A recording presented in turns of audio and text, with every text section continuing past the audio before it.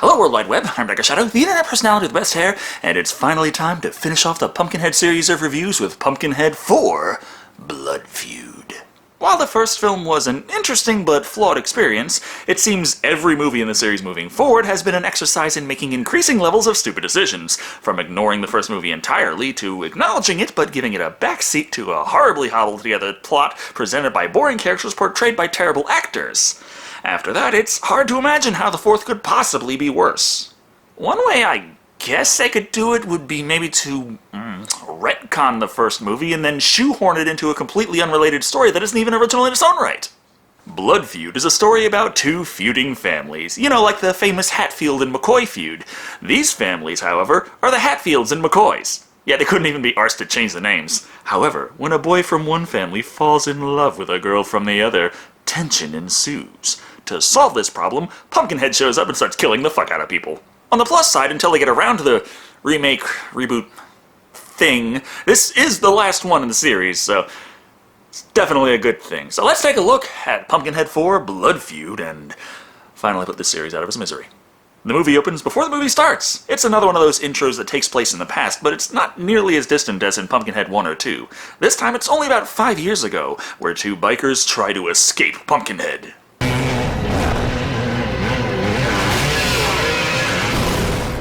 By that 8-foot-tall hulking monster motherfucker ain't shit compared to these roads.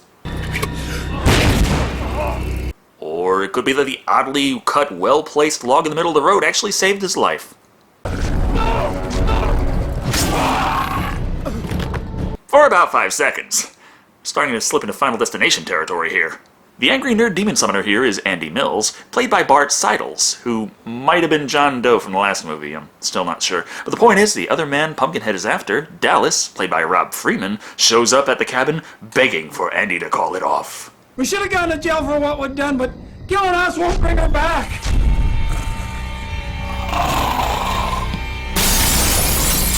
Nah, but it is what everyone paid to see. Thus, Pumpkinhead closes in to finish him off, and Eddie refuses even now to even feign disappointment at this turn of events. I'm taking you with me. Revealing to Dallas what it took the entire first goddamn movie to show to us, that Pumpkinhead can be harmed if you harm its summoner. As there's only one summoner and many bullets, this makes surviving the opening very easy for Dallas. However, Lance Henriksen teleports into the movie and starts spouting exposition. Yeah, now Ed Harley's not a possibly insane quirk of Bunt, just a generic spook with star power. Curse for life. Is that what you're saying? Longer than that. A whole lot longer than that. I'm pretty sure at this point Lance Henriksen playing a tortured soul who has to show up and deliver ominous lines against his will actually counts as method acting. Even with a deal with Adderall, he doesn't have to stick around to get shot, and then we suddenly teleport 5 years later to a celebration! That being a wedding by the McCoy family to, I guess the McCoy family. Especially considering they only established two families exist and they both hate each other. You McCoys always thinking you're better than everyone else? Not everyone else. Just you Hatfields. Great idea, punch the man who looks like he was weaned on vodka and Red Bull. That being Bobby Joe McCoy, played by Ovidiu Niculescu. Yes, this one's also made in Romania, with most of the cast being Romanian, so that's gonna be fun. Thing is, this altercation is halted by Jodie Hatfield, played by Amy Manson. Even though she's a Hatfield and there's this big feud thing, her being a woman is enough for this guy to listen and not kick her brother's respective asses. Problem is, that's exactly what they wanted! What did we just do? Yeah. Just dragged to the big man, that's all. Why? What for? You'll see. I'll just find out that the big sabotage for this wedding was sticking a divorce me sign on the groom's back. Actually, their master plan was distracting the one guy standing guard long enough that a much larger group of Hatfields could sneak in through the windows. How the hell they couldn't do this without the one guy noticing anyway, I don't know. Or how they couldn't just fight their way past the one guy to barge in to crash the wedding that way. The point is, now that they're all here, the Hatfields and McCoy start beating the ever-loving fuck out of each other, utterly ruining the McCoy wedding ceremony. All the Hatfield men are happy with the job well done in their family's honor, but Jodie thinks that this feud is just stupid. Thus, her father, Old Man Hatfield, played by Richard Durden, explains the backstory to her that she probably should know by now. The McCoys were the first family around these parts to get a motor car. They drove it around Pump dumping carbon into the atmosphere, contributing to climate change and ruining our booming farm business. But Daddy, that was locusts! The fucking car did it! Or they ran her Uncle Abner the fuck over, played by Rude Rosenfeld, paralyzing him for life. That's not really the problem, though. McCoys was supposed to give us the car to make amends. But they were too cheap. They never handed over. That's why this feud started. So to put it another way, bitch owes me $5. Problem is, of course, Jody here is in love with a McCoy, and this terrible feud means there's no chance the family will approve of this. You go and see your boy. Or the one who got hit by the car and everyone thinks is so important does approve of this, that still the whole family doesn't. Anyway, because they don't. So Jody heads out to meet up with her love, Ricky McCoy, played by Badley Taylor. Now, we can be sure his entire family doesn't approve, except for his little sister Sarah, of course, played by Maria Roman. She's keeping watch while these two bump uglies in the woods. Oh, well, it's not like teens having sex in the deep dark forest ever caused horrible things to happen to everyone involved. Hey, what we got here? Shh. Hey, girl, be quiet now.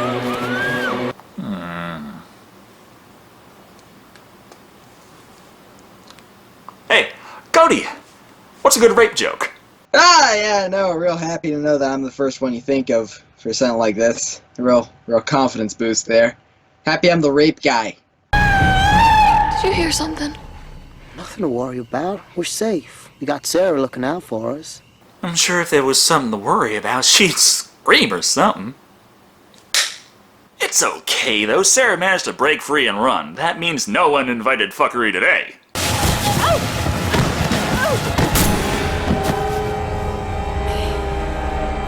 Just a cracked skull and untimely death. You win some, you lose some. Now that the Hatfields realize what happened, I guess she just spawned on death. Thus they can get right to work swiping Jody away from Ricky while tying the guy to the back of their truck for some good old-fashioned attempted murder. Of course, we're barely into this movie, so it doesn't work. That way, Ricky can live, find Sarah's dead body nearby, and haul her ass down to the convenient witch's hut. You're the witch of the woods. Folks call me that. I know what you can do. Well, what the fuck did you bring the corpse for? How many times does this woman have to say, I can't bring back the dead. Stop bringing the dead back here. While the town looks completely different in this movie than it did in Ashes to Ashes, this is still Haggis, and she's still played by Lynn Verral. This time, though, she's pestered by the restless spirit of Ed Harley. You have to warn him. Like I tried to warn you. But you just wouldn't listen. Kept slamming on that X button, trying to skip the cutscene and get to the good part, Ed Harley. Oh yeah, but there's that other stuff going on that's not related to Pumpkinhead. As the Hatfields now know well, that Jody was running off with Ricky, and sure, a few of them might have been responsible for killing his little sister, but that's not the important part here. You ain't never gonna see that boy again, do you hear me? Never. They don't approve of this relationship. This is somehow important enough to establish like 8 fucking times in the first 20 minutes. So she's sad. No bother. Won't be for long considering Ricky comes to and immediately starts talking to Haggis about summoning Pumpkinhead to kill Jody's entire family. Except for her. I gotta give it to the witch. She does very clearly explain to him that the price he's going to pay will be worse than the genocide he will enact and cost his immortal soul. I can't let them get away with what they've done. And I need to be with Jody. And this is the only way.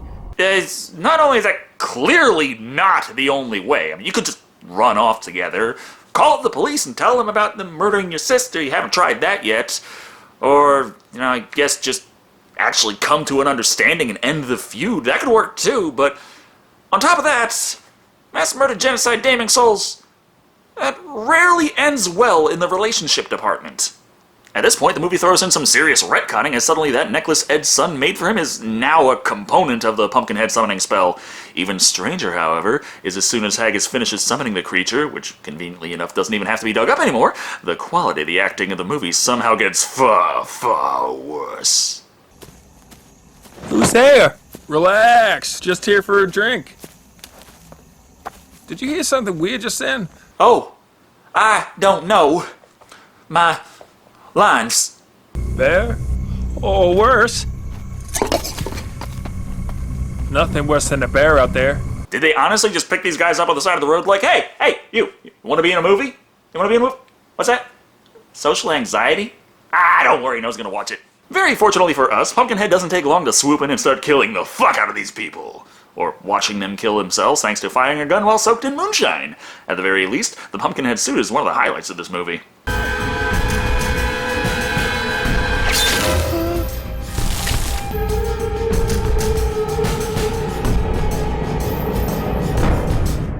And Ricky is possibly the only character in this franchise who is actually portrayed to seem to enjoy the vengeance-gasms, even though it still seems to be going on the angle that he's feeling the pain of the people being killed. Jodie's not doing quite as well, having her room invaded by the ghost of Ed Harley, who just showed up out of the blue to say a few ominous bits of plot. Something terrible is happening. And only you can stop it. What are you talking about? He's talking shit, mostly. Now, you can stop it, but there's no rule saying that you're the only one who's actually capable of stopping it. He leaves it at that, though, and teleports away. This gives her a chance to forget all about that weird encounter, up until Ricky stops by her place, saying things just as creepy and ominous as the ghost did. Soon they won't be able to keep us apart. Ricky, what have you done? Despite all the warnings of the terrible price he would pay, he has joined a multi-channel network. Obviously, he doesn't explain it completely that he's doomed her entire family to death, pain and painful death, and leaves. Thus, there's not much she learns about this until a few kids decide to fuck up the backstory some more. Sorry to be the one to tell you, but there ain't no Pumpkinhead. Tell that to Ed Harley. Did you say Ed Harley? Yeah, he was the one who first called him. Yeah, Ed was the first one to call forth Pumpkinhead. Very first. He knew in the first movie to, go to Haggis to ask him for that because, of course, when he was a kid, he saw a different Pumpkinhead that was summoned earlier, but he was absolutely the first. And no, it's not that they're just stupid kids and got some shit wrong. This is actually the history of the monster, according to this movie. Well, with nobody knowing what they're doing, it's no surprise that several more Hatfields have decided to go after what killed their brothers. A bear. Gotta be a bear.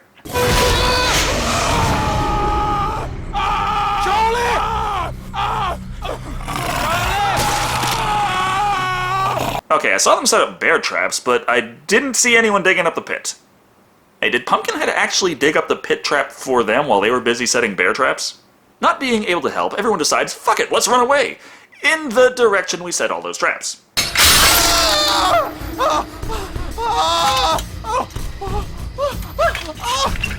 Still positively Shakespearean acting on display. Oh! Dear, my leg! It is caught in a bear trap! Oh, gee, golly, that smarts. Jesus Christ, not Markiplier. I scream louder than that when the fucking internet goes out. Somehow he musters up the strength to cut off his own fucking leg using nothing but a wilderness knife, but his adrenaline rush doesn't translate to actually being able to hop out of here, meaning Pumpkinhead kills him just the same. The rising body count does mean people actually start noticing things, though, like Ricky's odd behavior. Leave me alone!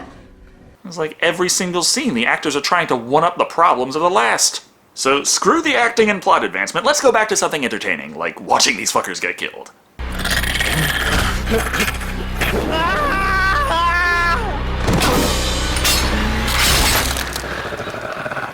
The effects are simple in nature, but they actually look okay.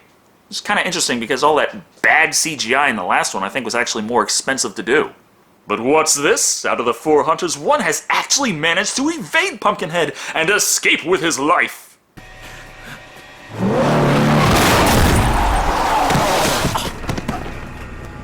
I'm starting to think Ricky didn't even have to bother summoning Pumpkinhead, just wait a week or two. The man stays alive barely long enough to tell the driver that Pumpkinhead is real and killing everyone. Thus, nobody believes him. Jodie is a bit more interested in seeing what the hell Ricky did to the old witch's place, which she finds out relatively quickly.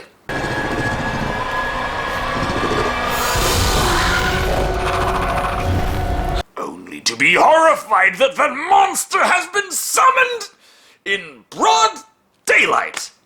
Who does that in a horror movie? Seems Haggis was just out walking Pumpkinhead or something, and explains to Jody that the thing's not going to hurt her. It was only summoned to horrifyingly slaughter her entire family as they scream in pain. Strangely enough, Jody doesn't particularly care for these plans to help their relationship, and wants to know how to stop the monster. For this, Lance Henriksen steps in to provide a few more lines. You'd have to do the hardest thing there is. What does that mean? Oh gee, I don't know, could be stopping Pumpkinhead the only fucking way they ever established it you could? You know, not counting the second movie.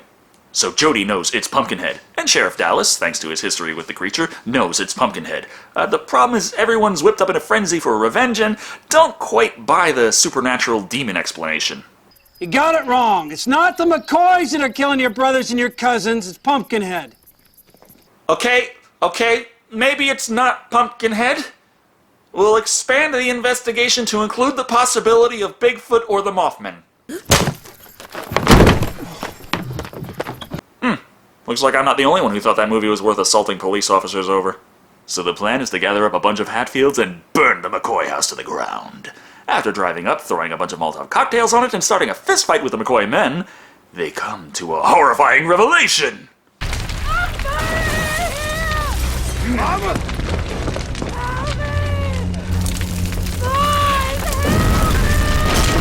Oh God, no, how could this be?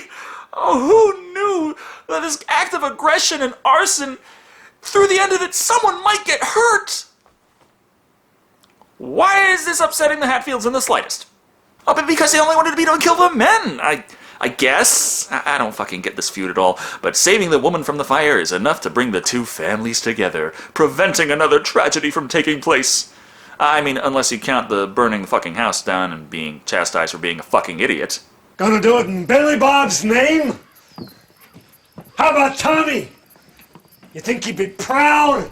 Well, considering you were just egging on the feud 3 scenes ago, I don't really think you got the moral high ground here. But there's no reason for this feud to exist anymore. Look, the McCoys finally paid back those $5 they owed the Hatfields, so all this fighting and murder and arson is just water under the bridge, as a small monetary exchange is enough to put the feud to rest. Problem is that doesn't do shit about solving the Pumpkinhead problem, which, despite it not showing up recently, everyone knows about, and is at least marginally accepting as a thing, as Dallas explains. That thing damn near killed me, too. How'd you get away from that? As it turns out, that was just the opening scene, and the monster can't do anything when it's not on screen. He points out the obvious thing that we already know, that if you kill the summoner, you stop the creature. That's all well and good, but Ricky is nowhere to be found, while Pumpkinhead is already here, ready to get this party started. Which is about fucking time. We've only got 15 minutes of movie left, and Pumpkinhead's only killed 6 people. I mean, 25% of the 8 deaths so far were environmental. Thus begins the big climax, which is a lot more action than horror. Of course, because most of these characters spent their whole lives feuding, they don't work together all that well at first, but the threat of a big fucking demon killing them all is a big enough reason to maybe let bygones be bygones for the next 10 minutes. I mean, it's not like they have much time to complain about the situation anyway. Tristan! You'd think Ricky would be nearby, shown rolling around in absolute pain and agony after all of these fucking deaths in quick succession, but you know, not only did he seem to enjoy it earlier, but now he doesn't seem to actually react to it at all. Hooray for consistency.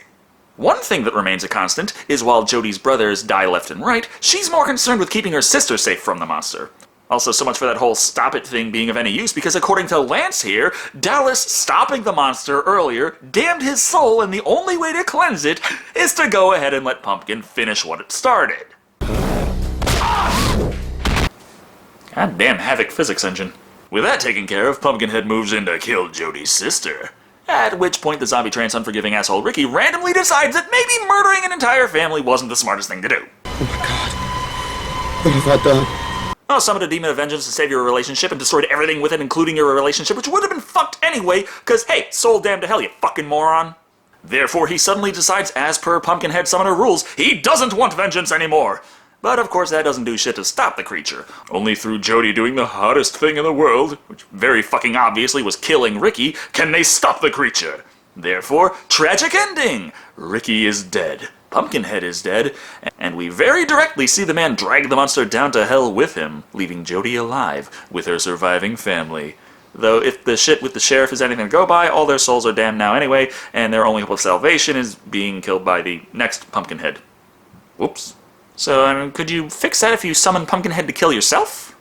I mean, would that work? What if you have a twin? I'm overthinking this. Anyway, that was Pumpkinhead 4, Blood Feud. And I feel like it's a better movie than the third, but the third was a better Pumpkinhead movie. Kind of a weird thing to say, I know, but it's time for the big ending rant, so I got plenty of time to explain. Plot-wise, Blood Feud is a lot more solid, and while it does use stories we've heard many times before, it is at the very least internally consistent with most of it. It's just it felt a lot like Pumpkinhead was added as an afterthought, and the story might have actually been better without it. I'm thinking if the tale was the Hatfield-McCoy feud with a Romeo and Juliet twist, it could have possibly been more interesting that after the tragic loss of his little sister, Ricky manufactured conflicts to intentionally cause both of their families to kill each other off in an escalating feud. When they whittle each other down, he can swoop in at the end to pick off the strays himself, and Jody would be faced with the horror that the love of her life is a psychopath. I think it sounds interesting anyway. What we do get isn't absolutely hard, but it is again a bit all over the place. Some acting is okay, but there's a lot of moments where it's hard to believe that was really the best take. Also, the movie stops to establish things going on with an escalating feud, and Pumpkinhead just stops showing up for big chunks of the film. Overall, Pumpkinhead 4 Blood Feud is an okay story with pacing problems, acting problems, and originality problems, but a few good performances, admirable effects, and, dare I say, so bad it's good entertainment value, does help keep it from the bottom of the barrel, coming in at 2 mass-produced Pumpkinhead merch necklaces out of 5. Well, that's going to bother my OCD. It always feels so much better when you can say that the future sequels always just have a constant degrading quality. It just feels better in your mind that way, but... Oh well, thank you all for watching. I've been Dr. Shado, and remember, summoning a demon of vengeance is a lot like taking out a student loan. You're not going to pay that off with anything short of your soul.